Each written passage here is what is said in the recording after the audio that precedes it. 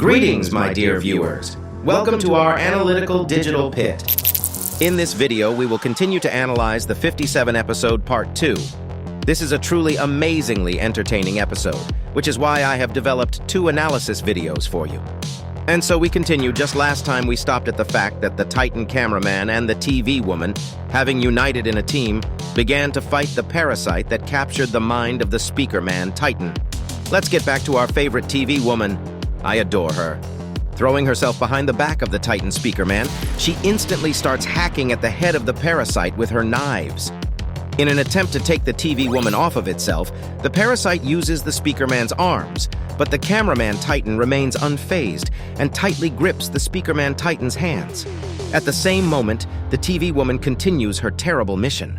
The parasite itself, once trapped, emits a terrible roar through the speakers of the SPEAKERMAN Titan in a desperate attempt to somehow resist the opponents who attacked it.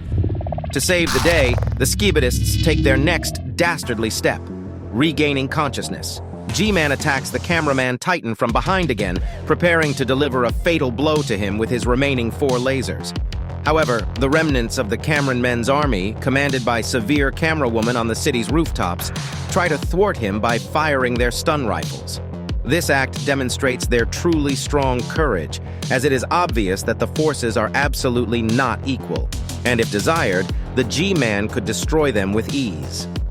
I think their boldness comes from being inspired by a ninja plunger man. From some point of view, it can be said that he is the main motivator of his army, despite the fact that he is now in a completely overwhelmed state. They manage to divert attention for a second G-Man from the Titans, and this second is enough for the Titan cameraman and the TV woman to finally neutralize the terrible parasite. The G-Man tried to respond to the army of cameramen, but his face, paralyzed by the darts, began to change ugly, distracting him from the battle. The G-Man then noticed that the Titan SPEAKERMAN was no longer under the control of the parasite and immediately fled in terror. Look closely at his burnt face. He received very severe injuries. Bloody dark spots are visible under his eyes. His skin is pierced by burnt veins. However, somehow he managed to survive. It's amazing that the blue flames of the cameraman Titan didn't burn through all of G-Man's skin. Apparently, he has some special powers. As we know from previous episodes, the Titan cameraman used his blue plasma fire to destroy the heads of the Skibidists to the ground. It is noticeable that the skin of the G-Man received serious damage, but not yet completely destroyed. Why his skin is so tough remains a mystery. He has powerful defensive abilities. Where could he go? Perhaps this is the base of a scientific team of Skibidists, led by a necromancer scientist. More likely, G-Man feared that the SPEAKERMAN Titan was no longer infected and no longer had support, so he fled in terror. Notice how the TV woman's blade transforms back into her hands. By the way, note that the parasite is still alive because the connection with the SPEAKERMAN has been preserved. That is why SPEAKERMAN still cannot recover.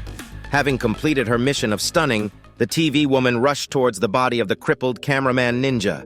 Using her small jetpack on her head, which allows her to ensure a soft landing, she descended to our hero, immediately teleported him to safety with her black cloud techno magic. I adore her.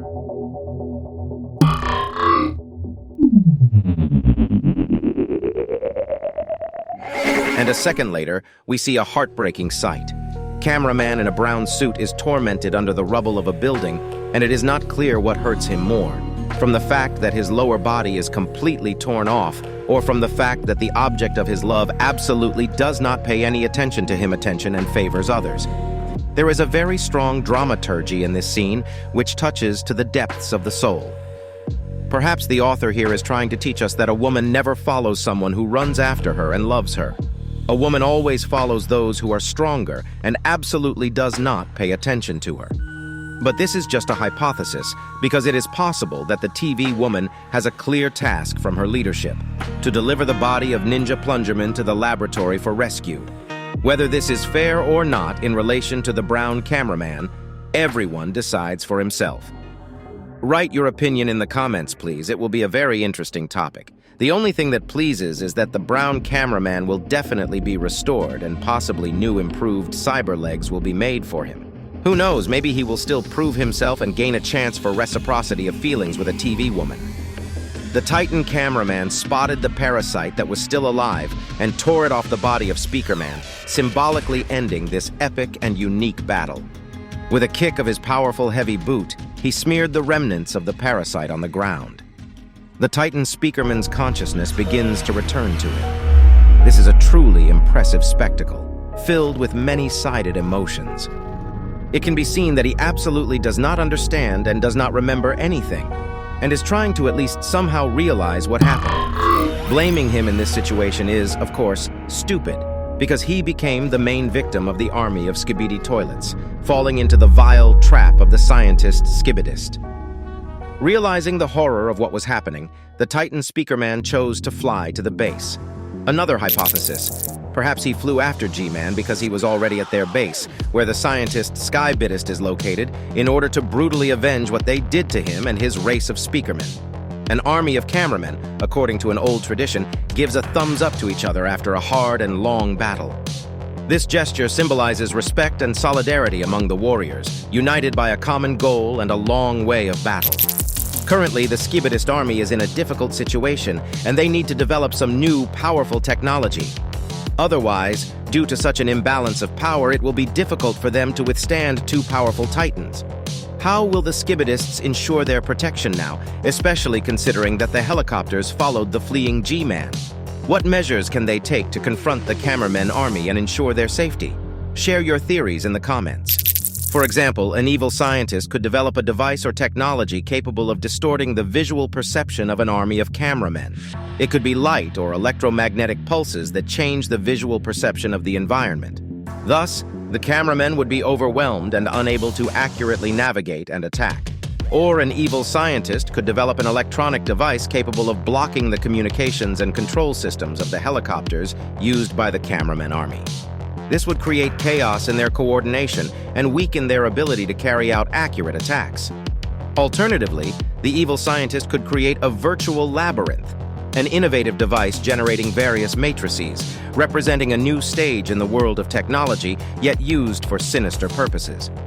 This device would immerse the cameramen into cyberspace, full of mysteries and dangers. In this virtual world, they would encounter intricate paths and a shifting environment that restricts their movement and renders them more vulnerable. Illusory obstacles would generate additional fear and panic. This virtual labyrinth alters the tactics of the cameramen and poses a significant threat to their army.